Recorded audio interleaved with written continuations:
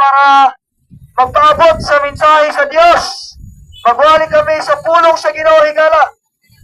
Mga higala, among gipaabot kaninyo, among giwali kaninyo si Jesucristo, si Jesus Christ, higala. Si Jesus Christ, ang atong Ginoo Jesucristo, siya ang among giwali kaninyo, ang Ebanghelyo, ang good news. Unsa man ang Ebanghelyo? Unsa ang good news? Mao kini ang Ebanghelyo, mao kini ang good news sigala. 1 Corinto kapitulo 15 versikulo 1 hangtod 4. Ang mayong balita na si Kristo Jesus, si Jesus Christ, si Kristo Jesus, siya namatay para sa atong mga sala. Si Jesus Christ, mga higala, namatay siya para sa atong mga sala. Huwag siya ginupong, huwag nabandaw sa katulong adlaw. Mao kini ang Ebanghelyo, mao kini ang good news, mao kini ang gospel, higala.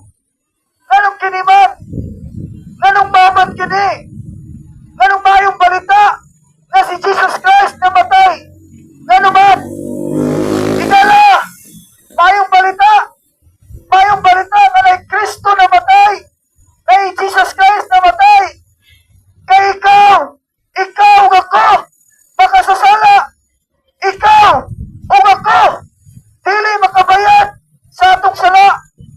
Higala, mayong balita na si Jesus Christ nibayad, iyang giula ang iyang dugo dito sa krus sa Kalbaryo.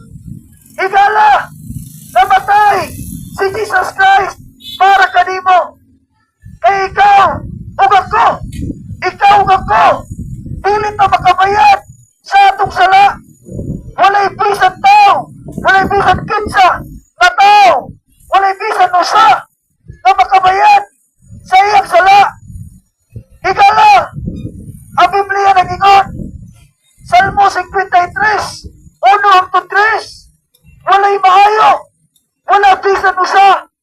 Ikaw ug ako, pakakon, ikaw ug ako, mamakak, ikaw ug ako mamalingkas, ikaw ug ako mangilan, ikaw ug ako makasasala, kitang tanan makasasala.